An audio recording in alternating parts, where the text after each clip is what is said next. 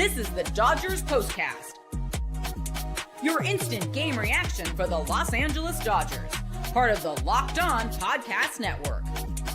Your team every day.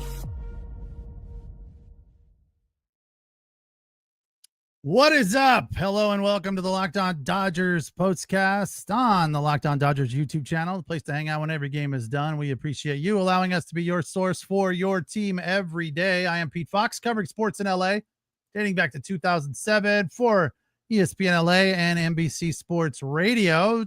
Today's episode of the Locked On Dodgers Postcast brought to you by FanDuel. Right now, new customers get $150 in bonus bets when you win your first $5 bet. Well, we finally got there, and I finally got here. Sorry for the delay. I had a little rain delay of my own. The game started with a little rain delay, which threw off my whole day because I was expecting this game to be over right around 1:30. Well, it ended right around 2:45. So apologies there, but our rule is, generally speaking, here at Locked On Dodgers, if you can get in within an hour of the game, it's still kind of okay. Not ideal. I mean, we like to do it like I'm usually ready to go within a minute or two. That's my goal. But today, that rain delay screwed up everything except for the Dodgers offense. 5-1 win today. They're now 53-32, 23-18 on the road. I think that's good for best record in baseball. Let's see what those LT Grays are doing in Detroit. 52-32. That means the Dodgers are one game better. So best record in baseball after a road trip to face far inferior opponents in Kansas City and Denver. But hey, we'll take it. Yesterday they got spanked 9-1.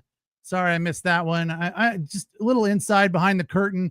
I'm in the process of moving my 98-year-old mother from her home. Which is she lived in the same house since 79, 80, so 40 plus years. And then we moved her to a 55 plus community, which was great. But now she's at a point where she needs to be in an assisted living facility. So moving her from point A to point B has been just a lot. And it started on Friday and we're still not done, but there's been a lot of stuff going on there. So apologies. Appreciate you guys rolling with me and jumping in the chat, even though we're a little late. Thanks to all of you Dodger fans for hanging in there and supporting the show. Whether you listen or watch, you're always welcome here. So 5-1 the final today. Home runs from Will Smith, his 10th of the year. And Max Muncy did not hit a home run, but he had a double to center to score Andy Pias. The other home run from Kike Hernandez. Time to reveal where the game was won or lost. It's the turning point. We threw this stat out once a couple days ago. Throw it out again only because it's super crazy and interesting. Dodgers best team in baseball record-wise anyway. Most home runs in baseball. Most comebacks in baseball. This month, the month of June, they've played now 28 games. They have led in just 6 of those games. Crazy. It's weird that 1 or 2 run first or second inning happens all the time. And then it's almost like they need that to get going, right? To get fired up or whatever. But Kike Hernandez homered to left, fastball down. He went and got it. I didn't think it was out. I don't know about you guys. I was like, because the call, Nelson and EK were kind of calling it like the tone of his voice was like, that ball's hit deep. And you could, look, you could always say that Steven Nelson gets a little too excited. I think he's been better this year. I was playing golf with a buddy and he's like, you know who I'm not a fan of? And this guy watches like every Dodger game too. I don't like Steven Nelson. And I go, I didn't either, but I feel like he's gotten way better this year. I feel like he's toned a lot of that cheesiness and over the top bravado down. But I could tell in his voice when that ball was hit, he could see that it was going to be a home run. Watching it, I didn't think it was. I was like, he didn't get it because it was down. And he had to kind of go out and get it. But he did. 411 feet to make it 2-1. And from there, it was all Dodgers. In the 6th, Will Smith homered his 10th, 421 feet. Max Muncy with the double in the 7th. He's staying red hot. Batting average well over 300 for the last 37 days or so. And Rojas with an RBI, some insurance there in the 7th to make it 5-1. And Foxy Cinnamon, new to the program. I don't recall that handle, but hey, welcome. Says Robo was great today. And it's not just today, Foxy Cinnamon. I just never get enough of the names. You know, people like Eric who just put up their name. Come on, Eric, come up with something. Mookie Ops, his OPS rather, plus 100 mediocre. Yeah, Mookie's still going through it. Don't worry, Eric, he's going to find it. It was not today. 0 for 4. Shohei, 0 for 4. Teo, 0 for 4. So top 3 in the lineup have not produced. Look, it's a great time for them to be in the doldrums when you're playing Colorado and KC and the White Sox. Off day tomorrow. Chicago comes in tomorrow for 3 games. They're also very bad. So I feel like Shohei, Mookie, Freddie, who was off today, these guys are going to find it July, August. I sounds strange to say that they might go through another month of these struggles, but these guys are all super clutch players, former MVPs.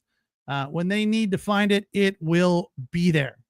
If it's not, we're all screwed, right? Right now, getting upset and worried about it, it's kind of not worth it.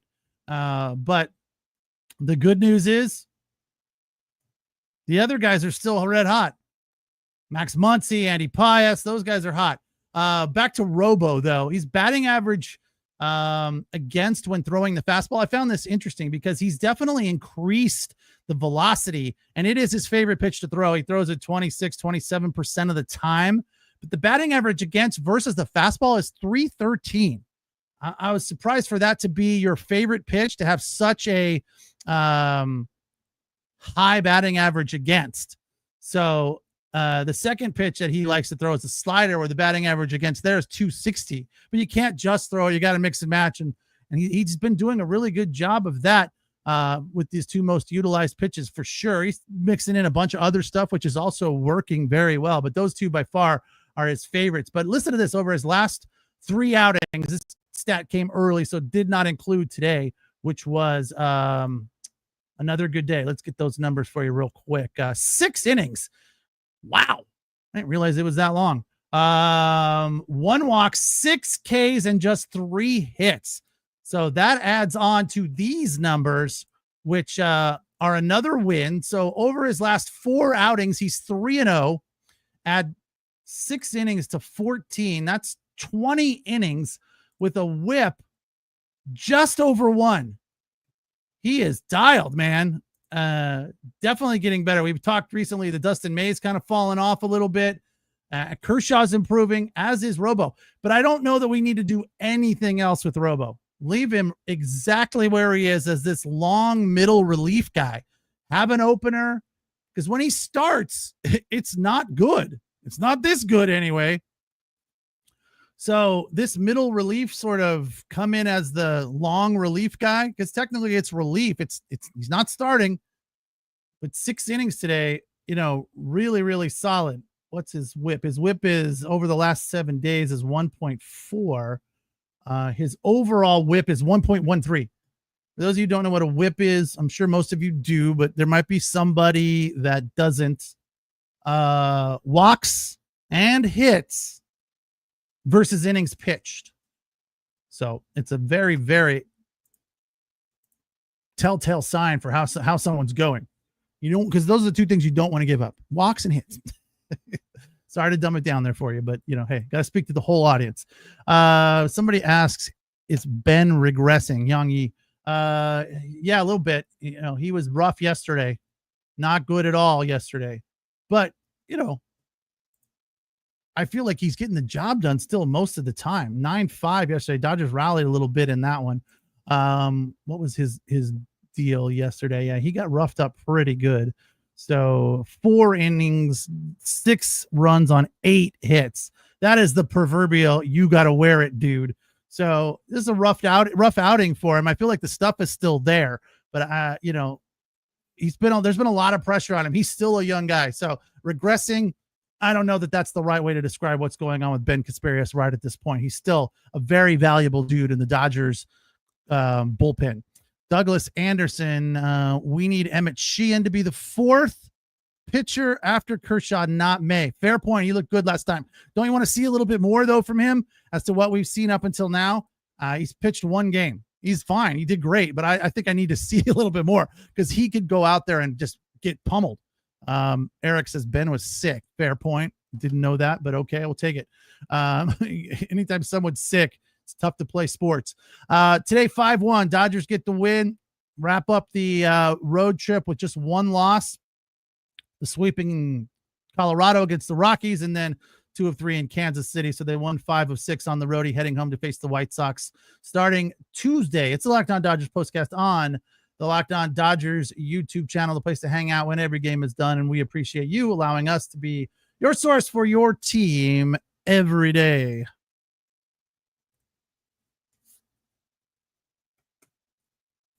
Today's episode of the Locked On Dodgers postcast brought to you by our friends at FanDuel. Summer sports now in full swing, and whether you're about baseball under the lights, golf on the green, or high-stakes soccer action, FanDuel is the best way to make every game a little bit more exciting. You're already following the action, so you know what's going on, and that's a good way to be successful at wagering. If you know what's up, if you have inclinations and intuition as to where this game is going, or where that player's performance is going. Like for you guys to think Ben is coming back to earth a little bit, Ben Casparius, that is, or Dustin May's coming back to earth. Maybe the next time he starts, I hate to tell you to bet against the Dodgers, but find a number focused on something, the over under on his hits, say, for example, or strikeouts or something like that.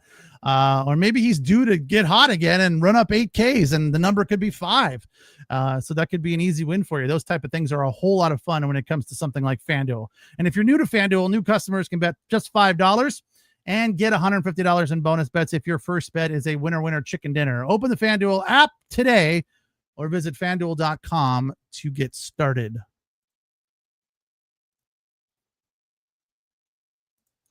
Dodgers 5-1 today. As far as the win on the mound, that goes to Justin Wrobleski, affectionately known as Robo, who's now 4-2. This is the Locked On Player of the Game. Yeah, I don't even call him Justin at all, and very rarely do I call him Justin Wrobleski. When you got a cool nickname like that, it's always Robo. Those kind of nicknames just explain themselves. Like if your name is Kalinowski or something, your nickname is automatically Ski. Robo, player of the game today, going 6, again, striking out 6, 1 walk, no runs, just 3 hits. Fantastic. The rest of the box score on the pitchers, Kirby Yates came in for a frame, 11 pitches, 1 strikeout, and Jack Dreyer to close it down, 1 inning, 20 pitches, 2 Ks for the save. 5-1 the final. Elsewhere, again, Ohtani 0-for, Betts 0-for, Teo 0-for. 1 strikeout each for Ohtani and Betts. Freddie got the day off. Hopefully that was needed and helpful. Kike filled in admirably. He's a fine first baseman. He hit a home run.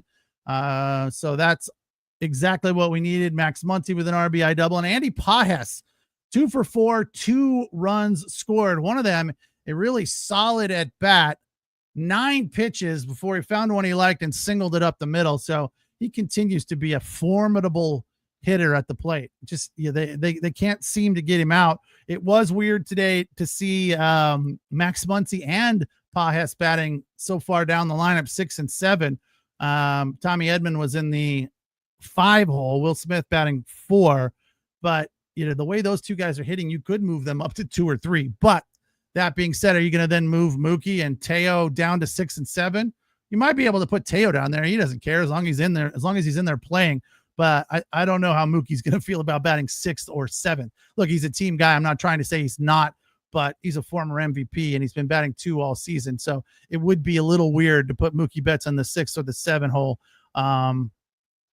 for him. I don't think that's going to happen. He could use the day off, like Craig says here, for Freddie. It's 2 days off for Freddie because he's off today and tomorrow because they don't get back to work until Tuesday. So good point there, Craig. Thanks. And that's going to be good for him. I think Ohtani could use a day off. I don't think, when's the last time he had a day off? When the Dodgers have a day off. He never sits ever. So both of those guys could use a day off from a game for sure, maybe 2.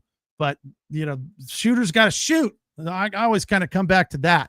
Get him in there. They got to keep swinging the bat. If they're healthy and they're up for it, then you got to run them out there. Maybe you pull them and let somebody come in the 8th kind of a thing and give them a shorter day. But they give Will Smith two days off a week, if not 3 sometimes. But he's a catcher, and that's a different, harder job. But playing shortstop's not easy. So we'll see how all that goes, but everything's great. Best record in baseball. We don't have a whole lot to complain about. Everything is rosy at this point in time.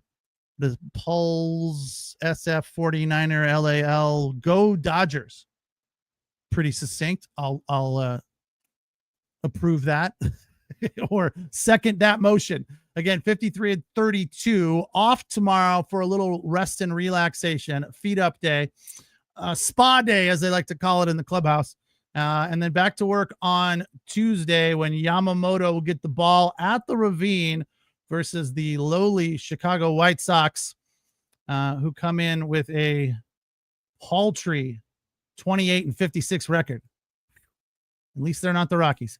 9-32 on the road. Yamamoto versus Shane Smith on Tuesday evening. I unfortunately will be on the road traveling on Tuesday and not back at it for a little while because I'm on vacation and I'll be in Europe, Ireland to be specific. And the timing is just so off that I'd have to watch the game at like 2 or 3 in the morning and then do the postcast at like 5 in the morning. I like to grind and I love this job, but I'm not that much of a grinder, especially I'm on vacation. My wife would probably be none too pleased either. So I am going to come on. I will talk to you guys hopefully Sunday, July 6th to wrap up the Houston Astros series because that game starts at 1. And then Wednesday, July 9th to wrap up the Milwaukee series. So I think that works out kind of good. It's not ideal, but it's better than taking off the whole time.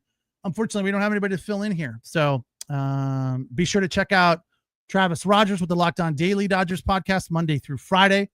But as far as the regular postcast, we're going to be off for a little bit. So we'll miss the Chicago series, miss the next 5 games. And then I'll be on Sunday, July 6th. So a week from today. Today's Sunday? Yeah, it is. A week from today. It's not so bad. I deserve a vacation, right?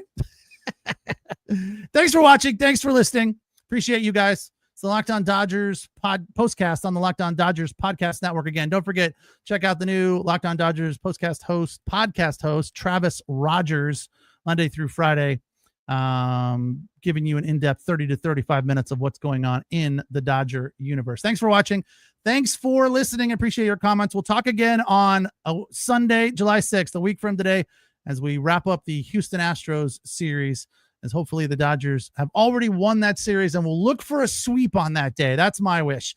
Take care, you guys. Have a good week. We'll talk in a week. Have a good one. Take care.